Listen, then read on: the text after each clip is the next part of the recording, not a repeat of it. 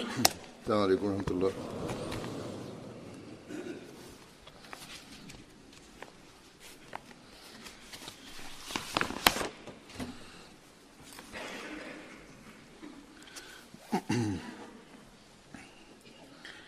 أشهد أن لا إله إلا الله وحده لا شريك له وأشهد أن محمدا عبده ورسوله أما بعد فأعوذ بالله من الشيطان الرجيم بسم الله الرحمن الرحيم الحمد لله رب العالمين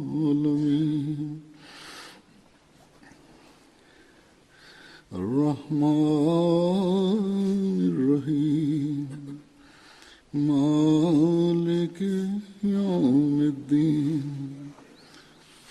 إياك نعبد وإياك نستعين اهدنا الصراط المستقيم صراط الذين أنعمت عليهم غير المغضوب عليهم ولا الضالين.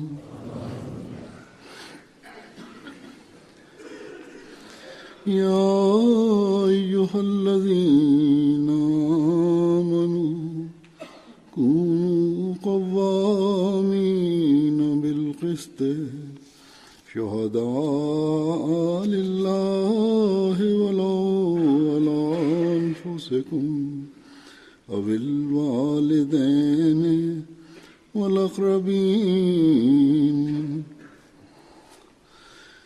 إن يكن غنيا أو فقيرا فالله أولى بهما ولا تتبعوا الهوى أن تعدلوا وإن تلووا أو تعرضوا فإن الله كان بما تعملون خبيرا.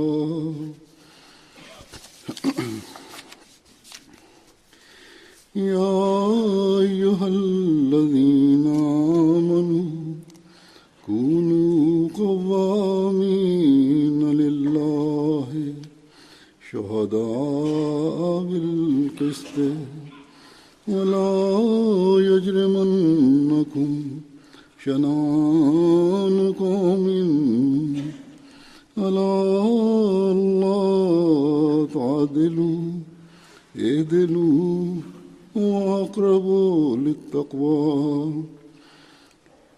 واتقوا الله إن الله خبير بما تعملون. وممن خلقنا أمة يهدون بالحق وبه يعدلون.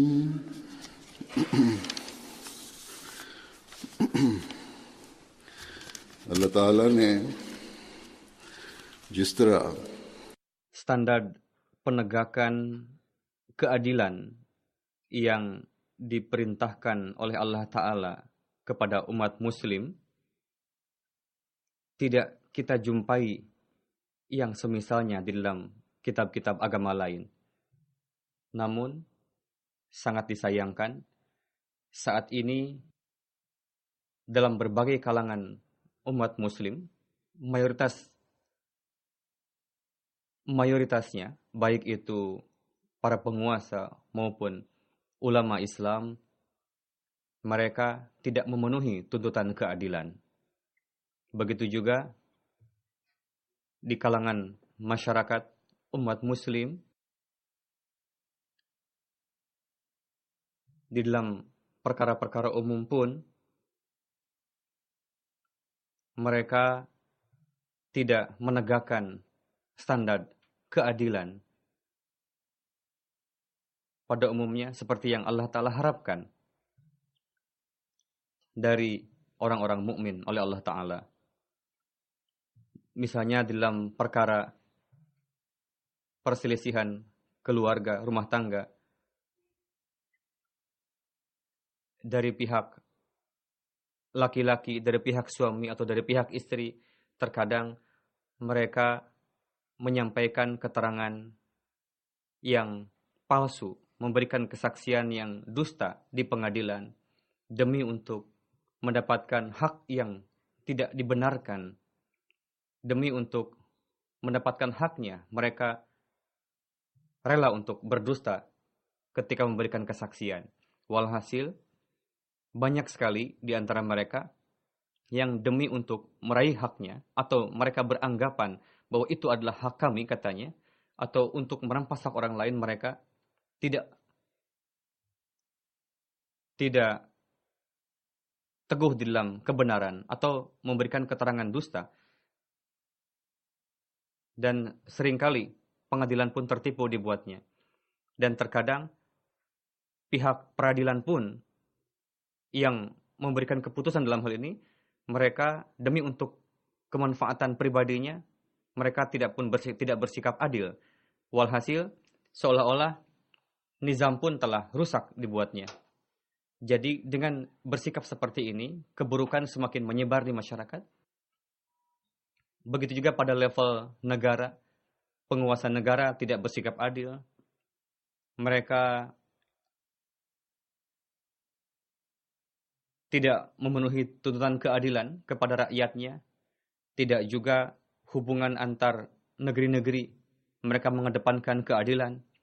Begitu juga para ulama.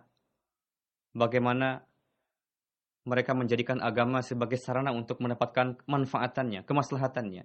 Mereka mengklaim bahwa katanya kita umat Islam ini adalah umat terbaik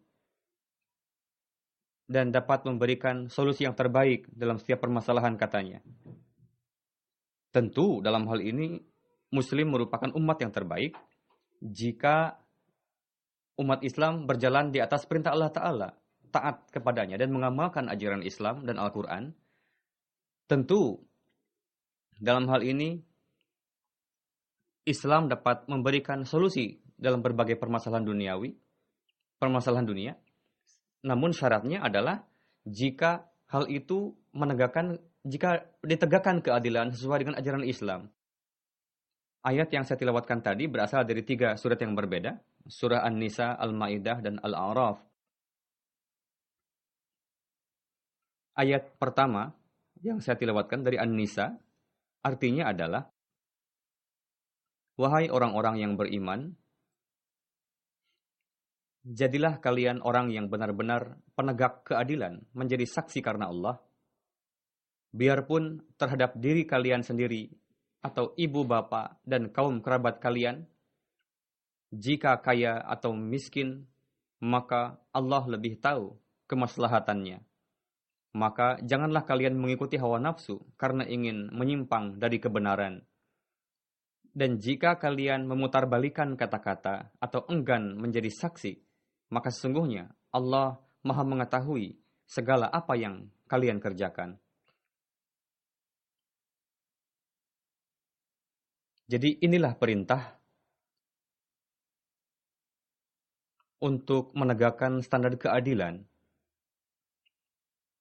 Apakah itu dalam urusan rumah tangga pribadi ataupun lingkungan masyarakat. Bagaimanapun kondisinya, bagaimanapun keadaannya, keadilan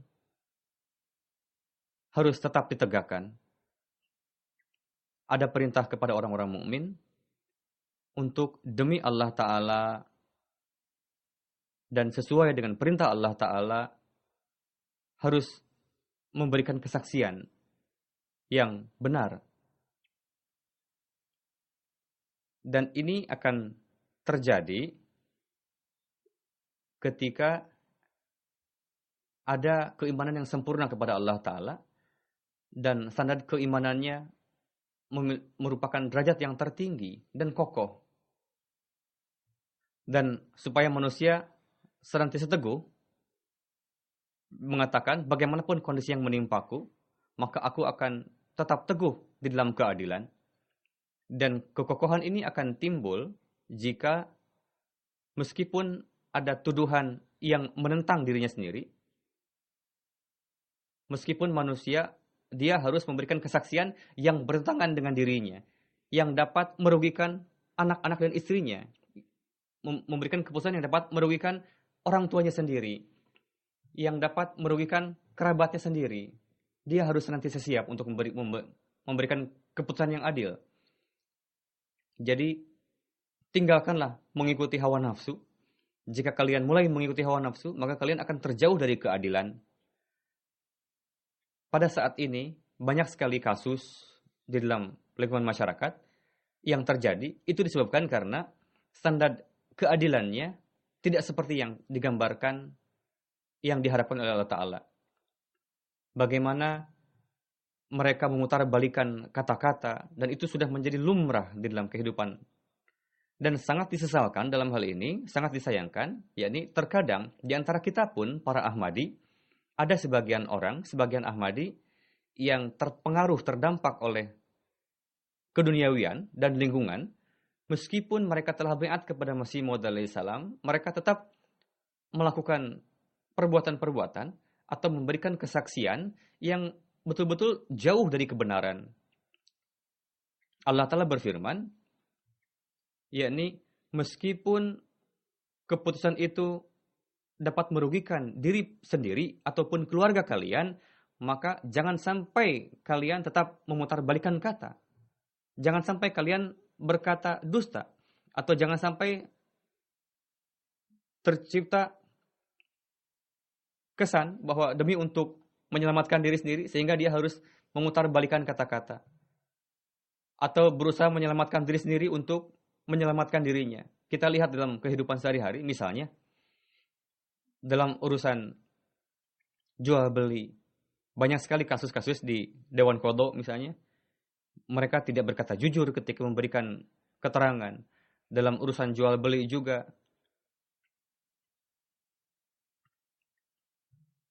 kebenaran itu disembunyikan terkadang.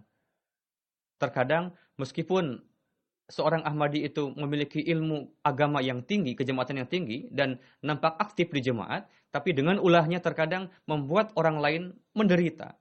Orang pun heran, orang yang nampaknya seperti alim seperti ini, ilmu, ulama, dan nampak sering kebaikannya nampak, tapi tetap masih bisa berbuat seperti itu, berulah seperti itu.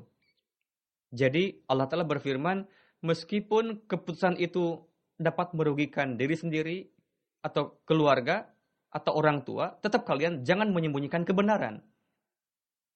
Orang-orang seperti ini hanya demi untuk menjalin persahabatan, atau hanya untuk mendapatkan kemaslahatan pribadi, mereka menyembunyikan kebenaran, berbicara, memutarbalikan fakta, atau dia menghindari dari memberikan kesaksian yang benar, dan demi untuk mendukung pernyataannya, mereka telah melakukan persiapan yang betul-betul matang untuk itu. Bagaimana supaya terhindar dari hukuman, katanya. Atau dalil apa yang harus disampaikan di dalam pengadilan nanti. Hendaknya diingat, Allah Ta'ala berfirman bahwa apapun yang kalian lakukan, Allah Ta'ala mengetahui dengan sebaik-baiknya apa yang kalian lakukan. Allah Ta'ala tidak bisa ditipu. Manfaat di dunia ini kalian bisa raih.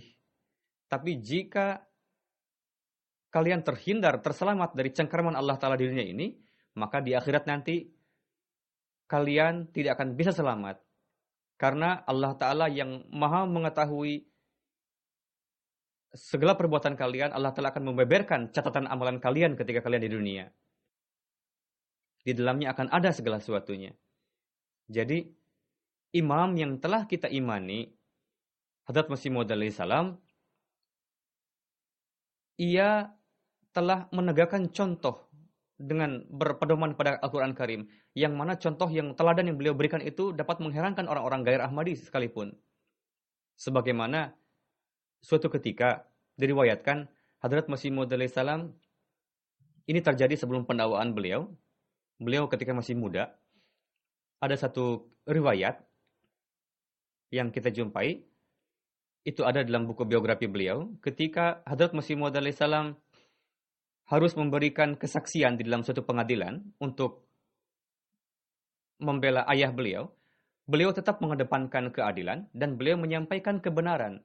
Dan karena pernyataan beliau itu menguntungkan pihak lawan beliau, pihak kedua, dan merugikan orang tua beliau. Padahal pengacara beliau telah mengatakan, jika Anda tidak memberikan kesaksian sesuai dengan apa yang aku nasihatkan, maka Anda akan rugi. Hadrat Masih Maud alaihissalam bersabda, apapun yang terjadi nantinya, saya akan tetap menyampaikan yang benar, sisi yang benar, yang jujur. Dan memang betul, hakim memberikan kemenangan kasus tersebut kepada pihak lawan ayah beliau. Orang-orang meriwayatkan katanya setelah persidangan itu terjadi, selesai, kasus ditutup, beliau pulang, beliau nampak wajahnya ceria sekali, berjalan-jalan sambil pulang ke rumah, sehingga orang-orang yang tidak mengetahui bahwa keputusan itu, bahwa persidangan itu beliau kalah, orang-orang beranggapan beliau menang karena wajah beliau begitu ceria. Karena beliau telah memberikan kesaksian yang benar, yang jujur. Itulah teladan yang diberikan oleh pecinta sejati Rasulullah SAW. Dan sembari mencontoh suri teladan beliau itu, kita harus mengevaluasi diri sebagai Ahmadi. Ada contoh lain misalnya di negeri-negeri ini, di negeri-negeri barat di sini, mereka tidak bersikap jujur dalam menyatakan berapa jumlah penghasilan mereka demi untuk terhindar dari pajak. Namun sekarang, karena kondisi ekonomi betul-betul sedang yang lemah meliputi berbagai negara di dunia ini, sehingga sekarang pemerintah mulai hati-hati dalam mengecek penghasilan warga negaranya. Dimanapun ada keraguan yang terjadi, maka pemerintah akan betul-betul meneliti dengan sebaik-baiknya. Untuk itu, para Ahmadi dalam hal ini harus terhindar demi untuk tidak mencemarkan nama baik pribadi maupun jemaat, dan yang terpenting untuk meraih keridhaan Allah Ta'ala, hendaknya mereka harus rela demi untuk mendapatkan kekurangan atau kerugian harta duniawi, ekonomi. Jika ada niatan baik memang untuk memberikan kesaksian yang benar, maka ketika dia menjadi saksi karena Allah Ta'ala, dia tetap teguh di dalam keadilan, dan dia tetap berkata jujur di hadapan pemerintah nanti, maka Allah Ta'ala yang maha razik, maha pemberi rezeki, Allah Ta'ala akan memberikan rezeki, memberikan sarana, memberikan keberkatan kepada mata pencaharian kita. Jangan khawatir. Jadi kita senantiasa harus mengevaluasi diri. Jika kita tidak berupaya untuk menegakkan keadilan sebagaimana mestinya, maka ketentraman, kenyamanan tidak akan tercipta di rumah Anda, atau dimanapun kita berada di daerah itu, tidak akan tegak ketentraman dan kedamaian. Dengan tidak mengamalkan hal itu, hubungan antar sesama Ahmadi pun akan tercipta kerenggangan. Dan yang mengherankan adalah terkadang sebagian orang sedemikian rupa sudah melampaui batas di dalam memberikan keterangan dusta, sehingga terkadang anak-anak orang tua dari anak-anaknya katanya memberikan pernyataan bahwa ketika perjodohannya, hubungan suami istri telah cerai, bagaimana katanya orang tua dari pihak si laki-laki, si pihak perempuan memburuk-burukan si laki-lakinya, si mantan menantunya, supaya tidak mendapatkan jodoh lagi setelah bercerai dengan anaknya itu. Dan berusaha untuk supaya jangan lagi dia mendapatkan jodoh. Dia membeberkan keburukan si anaknya dan memberikan keterangan yang palsu, dusta, berdusta. Seperti itu. Jadi ini sangat berbahaya. Ini hal-hal yang dapat menghancurkan kerukunan di dalam lingkungan masyarakat. Dan itu yang dapat mematahkan janji kita, janji biat kita. Dan semakin jauh dari Allah Ta'ala. Allah Ta'ala telah berbuat ihsan kepada kita, bahwa Allah Ta'ala telah memberikan taufik kepada kita untuk beriman kepada imam zaman. Dan Allah Ta'ala telah memberikan sarana untuk kita untuk bersaudara.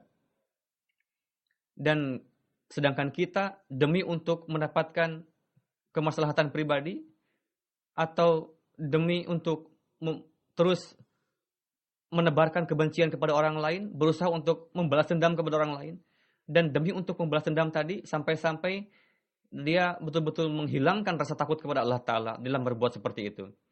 Jika dia merasa bahwa dia telah dizalimi, dianiaya, kalau begitu setelah kasus ditutup di Dewan Kodok misalnya, jauhilah sudah orang yang berbuat zalim tadi, yang telah menzalimi Anda tadi. Allah Ta'ala yang maha mengetahui perbuatan kita, ulah setiap orang, serahkanlah kepada Allah Ta'ala kasus itu, karena kemuliaan seorang mukmin terletak pada bahwa dia senantiasa bertawakal dan menyerahkan segala urusannya kepada Allah Ta'ala. Lalu setelah menegakkan keadilan dalam masyarakat, Allah Ta'ala berfirman dalam bahwa setelah terkeluar dari urusan pribadi maupun kaum, adalah kewajiban kamu untuk menegakkan keadilan. Bahkan itu kepada kaum lain sekalipun. Tegakkanlah standar yang tinggi dalam keadilan, sekalipun itu kepada kaum lain. Jika kalian tidak menegakkan standar keadilan sekalipun kepada musuh, maka berarti kalian bukan orang-orang yang bertakwa. Sebagaimana di dalam surah Al-Maidah ayat 9, Allah Ta'ala berfirman, artinya, hai orang-orang yang beriman, hendaklah kamu jadi orang-orang yang selalu menegakkan kebenaran karena Allah, menjadi saksi dengan adil, dan janganlah sekali-kali kebencianmu terhadap sesuatu kaum mendorong kamu untuk berlaku tidak adil. Berlakulah adillah, karena adil itu lebih dekat kepada takwa, dan bertakwalah kepada Allah. Sesungguhnya Allah maha mengetahui apa yang kamu kerjakan. Di beberapa tempat ada perselisihan keagamaan, sehingga agama lain terkadang berbuat zalim kepada kita misalnya. Dalam kondisi seperti itu, bukanlah tugas seorang mukmin untuk membalas kezaliman tadi kepada agama lain, kepada umat agama lain, dan tidak memenuhi standar keadilan. Tidak. Berkenaan hal itu, Hadrat Khalifatul Masih pertama, radhiyallahu anhu, pernah bersabda, misalnya pada saat itu ada orang-orang Arya Hindu yang sering mengganggu para Ahmadi saat itu. Mereka mengganggu dan mengeluarkan dari pekerjaan orang-orang Ahmadi ini. Jika memang kita diperlakukan seperti itu, bukan tugas kita untuk membalas dendam kepada mereka.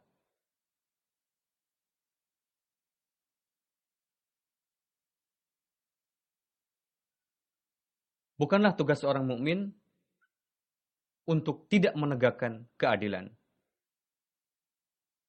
Tugas seorang mukmin adalah tegakkanlah keadilan dan tempuhlah ketakwaan dan serahkanlah urusan kalian kepada Allah Ta'ala. Karena Allah Ta'ala maha mengetahui segala sesuatu. Tugas seorang mukmin yang hakiki adalah peganglah hukum Allah Ta'ala dengan kokoh dan teguhlah di dalamnya, dan sedikit pun jangan kalian bersikap tidak peduli akan hal itu. Teladan seorang muslim yang hakiki dan memperlihatkan hal itu kepada orang lain adalah penting bagi seorang mukmin, supaya setiap amalannya, setiap perbuatannya dilakukan demi Allah Ta'ala semata.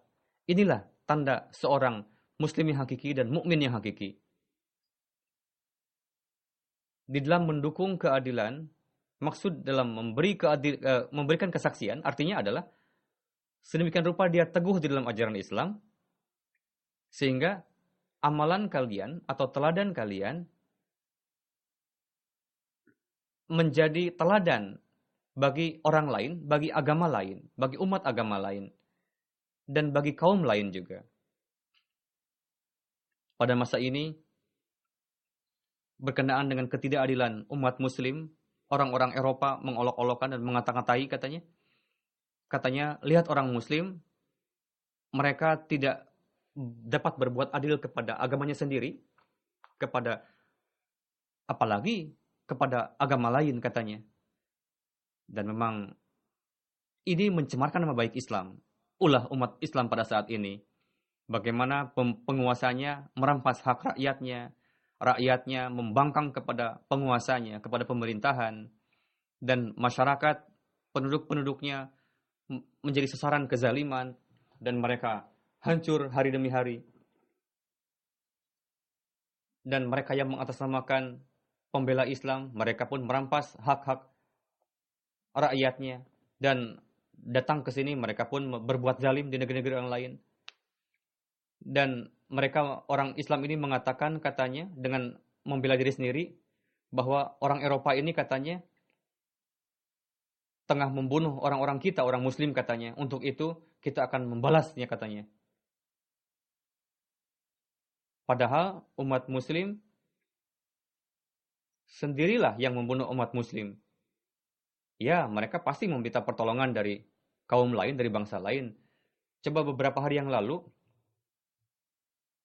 ada makar dari para ekstremis ini, orang-orang yang radikal ini, mereka mengatakan katanya, kita akan menyerang anak-anak kecil di Eropa katanya, dan kita akan bunuh anak-anak orang Eropa ini di depan orang tuanya sendiri, karena negeri-negeri Eropa katanya telah membombardir negeri kita dan membunuh anak-anak kita katanya. Padahal bombardir ini pun dilakukan oleh para penguasa mereka sendiri. Jadi ini terus akan menciptakan anak dari kezaliman-kezaliman yang baru, dan mata rantai seperti tidak akan pernah habis. Allah Ta'ala berfirman, janganlah kalian memaksa untuk terus bermusuhan dengan kaum lain sehingga kalian tidak mengedepankan keadilan. Dan karena itu kezaliman semakin meningkat karena mereka tidak menetapkan tuntutan keadilan. Dan penentangan yang dilakukan oleh non-muslim kepada kita, itu pun karena itu. Lalu teladan umat muslim pun, perbuatan mereka bertentangan dengan ajaran Islam, yang seharusnya adalah umat muslim harus memperlihatkan teladannya dan menyampaikan ajaran Islam yang indah kepada dunia dan menabligan Islam. Namun yang terjadi adalah sebaliknya justru.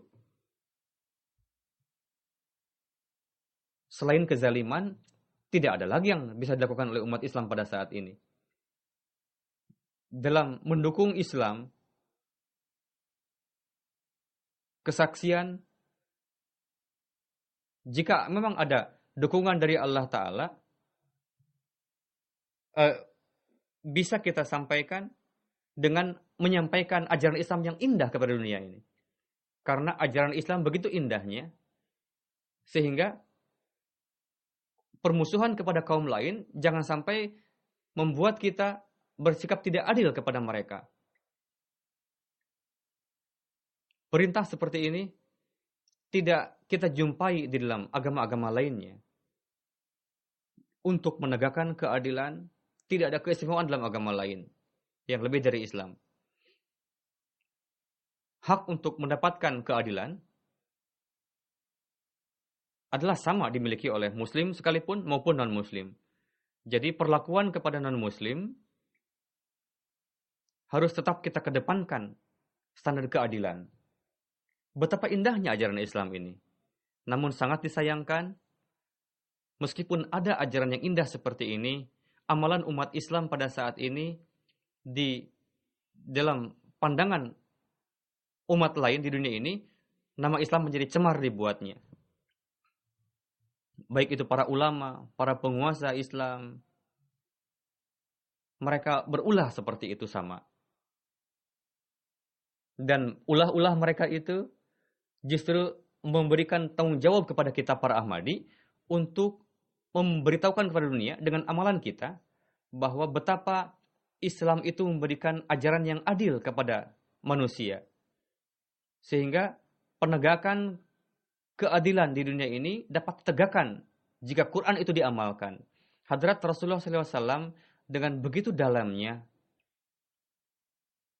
memerintahkan kepada para sahabat untuk mengamalkannya.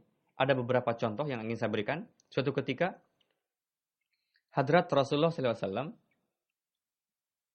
mengirim beberapa sahabat untuk mencari tahu sebagai informan.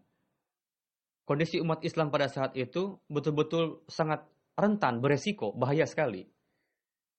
Setiap saat resiko untuk mendapatkan serangan musuh sangat besar sekali.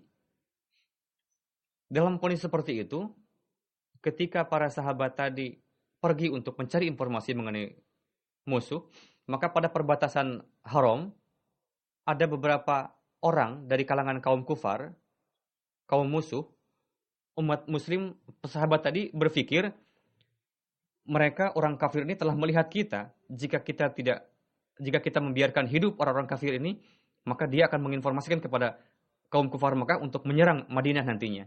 Untuk itulah para sahabat yang sedang mencari informasi tadi menyerang orang-orang kufar tadi yang ada di perbatasan dan membunuh 1-2 orang di antaranya. Ketika para sahabat tadi kembali ke Madinah, maka dibuntuti oleh beberapa orang Mekah, kaum kufar, dan mereka mengeluh kepada Rasulullah SAW, mengatakan, orang-orang Anda katanya telah membunuh orang-orang kami, dan itu dibunuh di kawasan Haram. Beliau SAW setelah mendengar perkataan dari pihak musuh tadi, tidak lantas mengatakan bahwa kalian pun suka berbuat zalim kepada kami, katanya. Lantas jika kami bersikap sama kepada kalian, kenapa kalian ribut? Rasul tidak mengatakan seperti itu. Rasulullah langsung memproses dan beliau memberikan jawaban. Jawaban beliau adalah, beliau bersabda, kalian ini merupakan ketidakadilan yang menimpa kalian, katanya.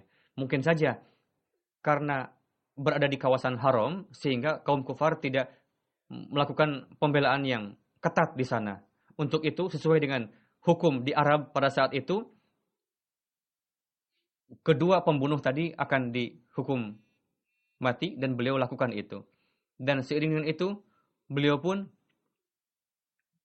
memarah kepada para sahabat dengan mengatakan, ulah apa yang telah kalian perbuat seperti ini? Ada riwayat lain, di dalam suatu peperangan, secara tidak sengaja, ada seorang sahabat yang membunuh seorang wanita secara tidak sengaja. Dan Rasulullah SAW mendapatkan kabar itu, Rasulullah sangat marah kepada sahabat yang telah membunuh walaupun tidak sengaja. Di dalam riwayat dikatakan wajah beliau begitu marahnya sehingga tidak pernah dijumpai wajah marah seperti itu pada wajah Rasulullah SAW sebelumnya. Sahabat tadi mengatakan bahwa saya membunuh tidak sengaja Rasulullah. Meskipun tidak sengaja, Rasulullah tetap begitu marah kepada sahabat tersebut. Beliau bersabda bahwa ini tidak adil. Lalu, dalam menegakkan keadilan, ada seorang muslim yang berhutang 4 dirham kepada seorang Yahudi. Dan sudah habis tenggang waktunya. Yahudi datang kepada Rasulullah SAW dan protes, katanya, orang ini berhutang kepada saya 4 dirham. Dan dia tidak melunasinya, katanya. Tenggang waktu sudah habis. Rasulullah SAW memanggil sahabat yang berhutang tadi dan mengatakan, berikanlah hak Yahudi ini. Bayarlah hutang kamu. Hazrat Abdullah mengatakan, demi Tuhan, wahai Rasulullah, Tuhan yang telah mengutus Anda dengan hak, saya tidak mampu untuk melunasi hutang saat ini. Saya tahu saya harus melunasi, tapi saya tidak mampu saat ini. Rasulullah bersabda lagi kepada sahabat itu, lunasi hutang orang ini.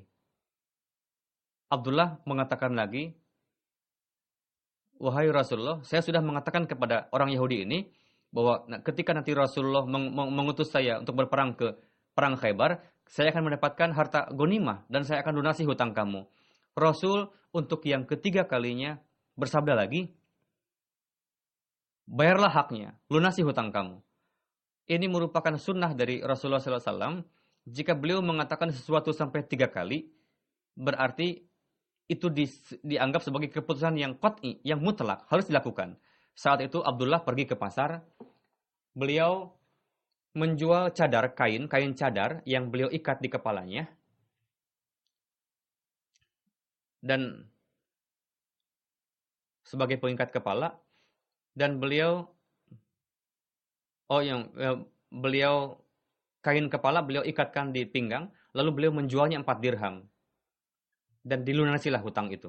Jadi inilah standar keadilan yang beliau tegakkan. Beliau tidak bersabda kepada orang Yahudi tadi bahwa kan dia minta tenggang waktu lagi, tolong berikan tenggang waktu itu. Tidak, beliau tidak mengatakan seperti itu. Beliau malah bersabda kepada sahabat tadi, kamu harus melunasi hutang.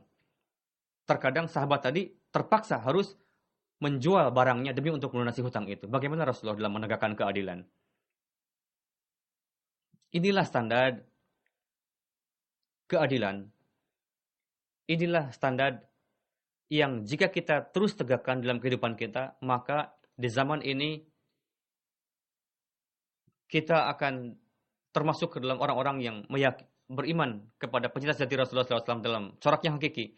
Dan tujuan dari pengutusan Masih Maud alaihissalam berarti kita menjadi orang yang memenuhinya.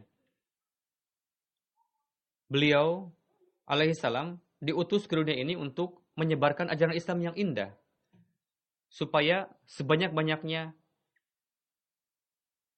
orang bisa berada di bawah bendera Rasulullah SAW.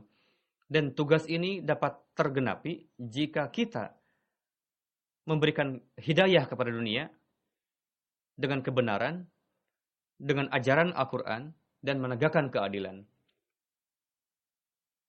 Jadi, surah Al-A'raf yang saya tilawatkan tadi, Allah Ta'ala mengisyarahkan di dalamnya, artinya adalah, dan di antara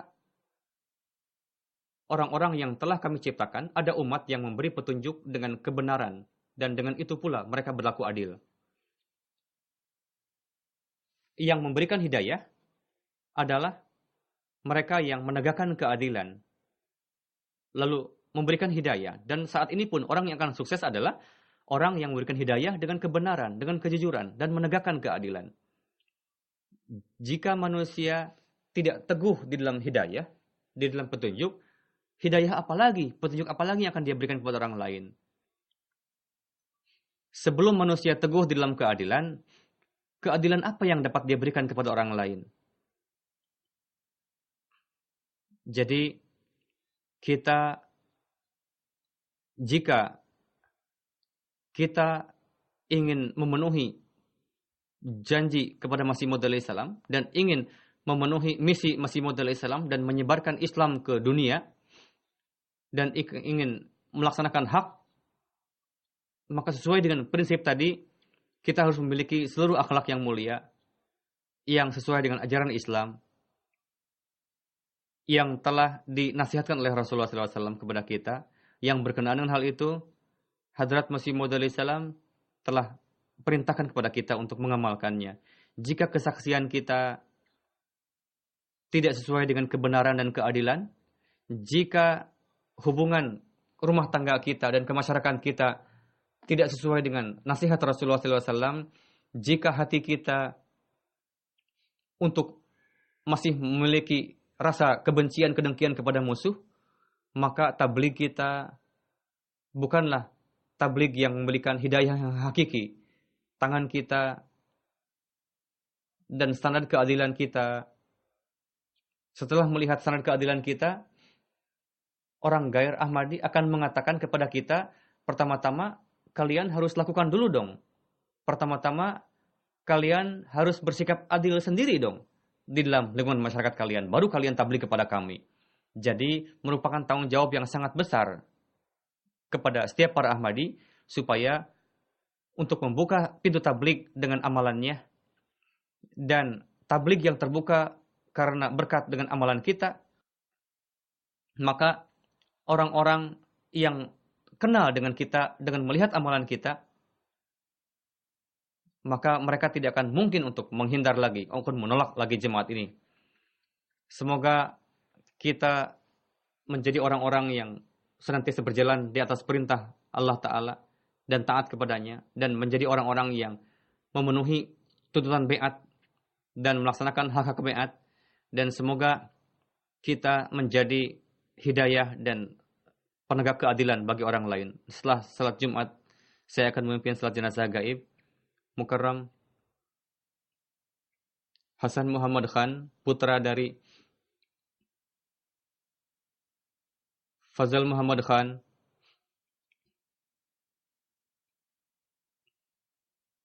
Beliau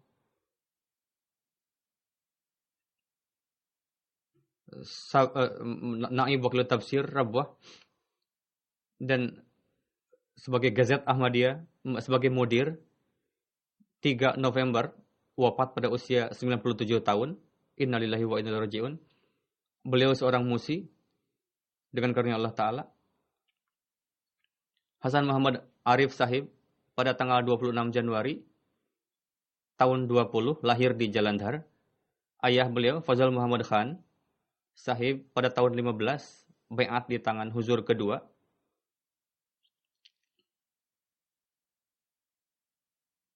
Ayah beliau Fazal Muhammad Khan Sahib selama 35 tahun bekerja di pemerintahan dan sebagai financial advisor. Beliau hobi sekali bertablik. Beliau memahami 2 bahasa, Inggris juga. Sehingga 2 orang Inggris baiat masuk jemaat, dan belasan orang bisa baiat dengan perantaraan beliau. Beliau lulus gelar BA juga. Pertama-tama beliau dinas di pemerintahan, lalu BA, lalu atas perintah Huzur kedua beliau mendapatkan gelar MA juga. Pada tahun 43 ketika Muslim Maud pergi ke New Delhi, saat itu beliau memutuskan untuk wakaf zindagi. Saat itu beliau sedang menjadi PNS. Beliau memberitahukan kepada ayah beliau, dan ayah beliau sangat bahagia dan memberikan nasihat bahwa kamu akan mewakafkan diri, kamu jangan beranggapan bahwa kamu akan mendapatkan kenyamanan dan ketentraman dengan wakaf ini. Jika kamu ingin wakaf secara hakiki, maka ingatlah bahwa ini merupakan duri. Kamu tidak akan mendapatkan kehidupan yang enak-enakan setelah wakaf nanti. Dan orang yang umum dan penghasilan kamu saat ini, dibanding dengan itu kamu akan mendapatkan penghasilan yang sedikit nanti setelah kamu mewakafkan diri. Beliau tetap akan mewakafkan diri, dan beliau datang dengan ayah beliau ke hadapan Huzur kedua. Huzur kedua bersabda, pertama-tama kamu tamatkan dulu gelar BA. Lalu pada tahun 45 beliau lulus mendapatkan gelar BA dan mengabarkan kepada Huzur kedua. Beliau mengatakan, laporkanlah ini. Lalu beliau sampai di markaz dan beliau mengundurkan diri dari pegawai pemerintahan dan sebagai naib wakil tijarat saat itu di jemaat. Lalu ketika perpisahan India Pakistan, beliau memutuskan untuk tinggal di Kadian sebagai darwish, dan Huzur mengabulkan bagaimanapun karena markaz membutuhkan, sehingga beliau dipanggil ke Pakistan saat itu sebagai naib wakil tijarat. Lalu sebagai in charge di Furqan Force juga. Lalu pada tahun 51 beliau ditugaskan di kantor tafsir. Pada tahun 53 ketika kekisruhan di Punjab, beliau ada polisi yang datang ke kantor Tahrik Jadid dan menangkap beliau karena beliau sering menulis surat ke berbagai mubalik di negeri-negeri. Setelah teman beliau dibebaskan, setelah itu beliau pernah mendapatkan taufik untuk dipenjara juga. beliau sebagai daftar komiti. Lalu beliau ditugaskan lagi sebagai naib wakil tafsir dan selama 30 tahun beliau berkhidmat sebagai naib wakil tafsir. Di kantor yang lain juga beliau bekerja sementara di wakil diwan, wakil taklim, wakil zaraat, wakilul mal, dan officer amanat juga. Dan pada tahun 81 beliau pensiun, beliau hijrah ke Kanada. Setelah pergi ke Kanada, beliau sebagai editor Gazet Majalah Ahmadiyah, dan sampai tahun 2006 dan 2006 beliau berkhidmat di Gazet Ahmadiyah Kanada. Beliau nomor 5447 nomor wasiat beliau.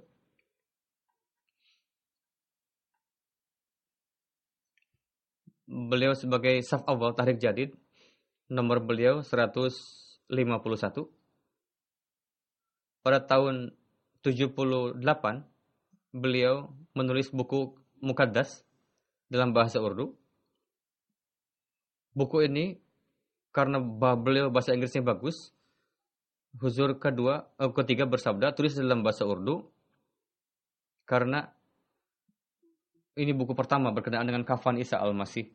Setelah itu buku-buku untuk anak-anak, di antaranya Nubuatan Masih Maud alaihi salam, Sayyidina Bilal, dan lain-lain.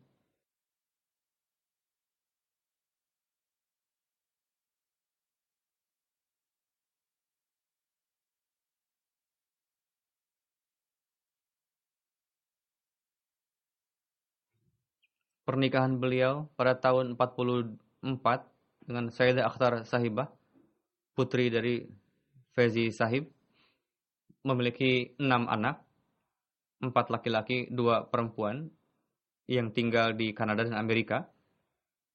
Dan menantu beliau, istri dari Farid Ahmad Sahib, saya melihat rajin tahajud dan salat dengan penuh kekhusyuan dan kecintaan yang dalam kepada khilafat. Dan setelah kewafatan beliau, baru tahu katanya banyak sekali para janda yang orang-orang miskin di Pakistan dibantu oleh beliau ketika beliau hidup. Amir Sahib Kanada menulis,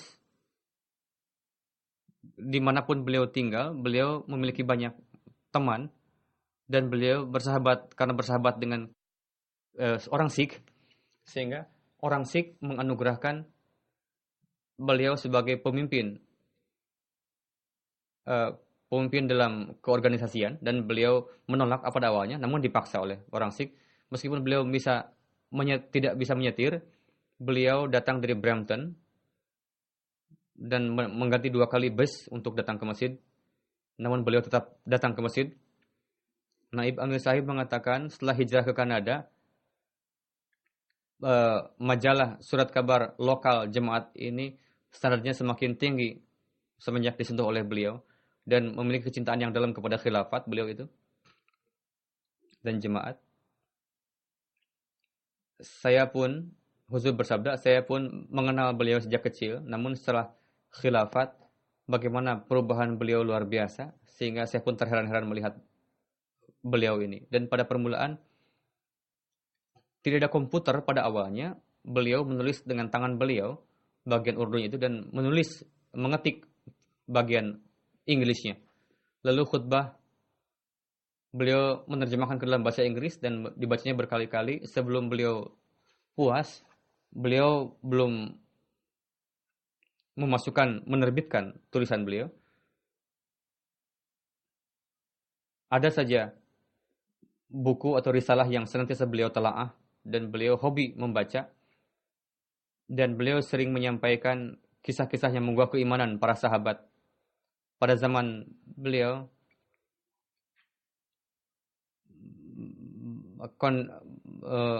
huzur pertama dari Mirkatul Yakin, sering beliau kutipkan kisah-kisah yang menguak keimanan di dalam tulisan-tulisan beliau. Semoga Allah Ta'ala menganugerahkan maghfirah dan kasih sayang pada beliau dan memberikan derajat yang tinggi di sisinya, dan semoga putra-putri beliau diberikan taufik untuk tetap teguh jalannya dengan jemaat dan khilafat. Amin.